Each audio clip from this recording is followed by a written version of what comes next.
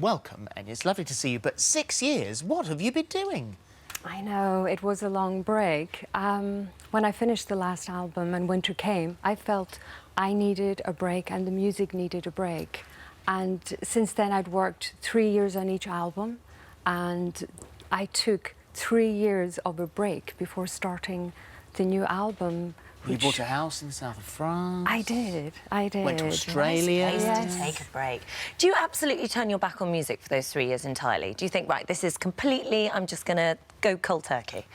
I thought I was, you know, but I was gathering a lot of inspirations because after the 3 years, the yearning to be back writing music, performing was there. So it was beautiful to go into the studio.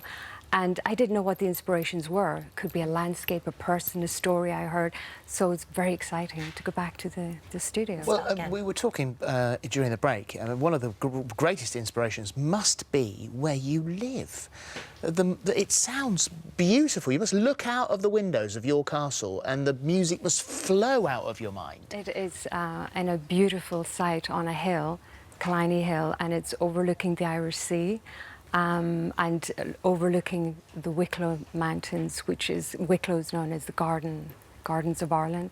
So every day when I open the shutters, as you do in a castle, it's a different view. You know, if it's a sunny day, it's very different on the water, or if it's a dark day, you know, it's very inspirational, I have to say. Bono is your next door neighbour, so I'm assuming that this is quite a long way away, because in a castle like that, you don't want to be shouting out the window, "Turn it down!"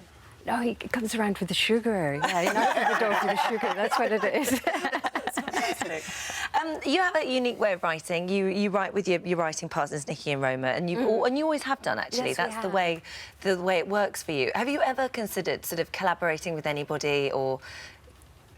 No, I haven't. For instance, when Roma decided to create a fictional language, we thought it sounded great to try it. Yes, the Loxian language, and it worked because we'd worked on Lord of the Rings, and she worked on Maid B. She'd worked with the language that was created for Lord of the Rings, the Elvish languge. Yeah. So she'd incorporated. Anyone listening to that would think, well, what the hell is this? Did it come with the translation? It does. It does. Yes, it does. But it's because, you know, from the first album, I've sung on the albums. I've sung in Gaelic, in Latin, I've sung in Japanese, I've sung in so many different languages, and it's really to sort of capture the emotional feeling of the song. Well, so the album is Dark Sky Islands, and one of the songs, Dark Sky, being an island that you can go out at night and it is totally unspoilt by any bleeding through light, so you get the total sky. And Roma wrote a poem, I think one of them was Sark, wasn't it? Yes, on Sark Island, which is the Channel Islands, one of the islands, and it was the first island to be designated a dark sky area. There are many areas that have dark sky area, but it's the first island. So the only means to get to the island is by boat.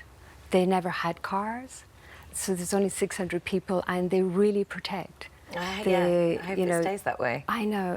I have not been. You must be very grateful for Orinoco for masses of reasons, and mainly because it enables you to work in the way that you do. I mean, it gives you the space and the time to be able to be creative in your own way.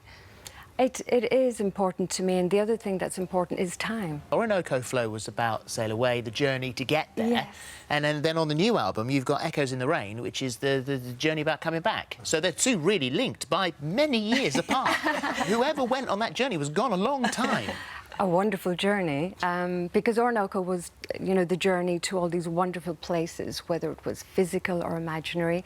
But Echoes in Rain, it's the journey home. That moment of the excitement of having travelled for so many years and it's the anticipation of what is ahead of you, what you remember about home. Well, I know you've never toured. Would you tour this one? No? It's a good question. I'm always asked.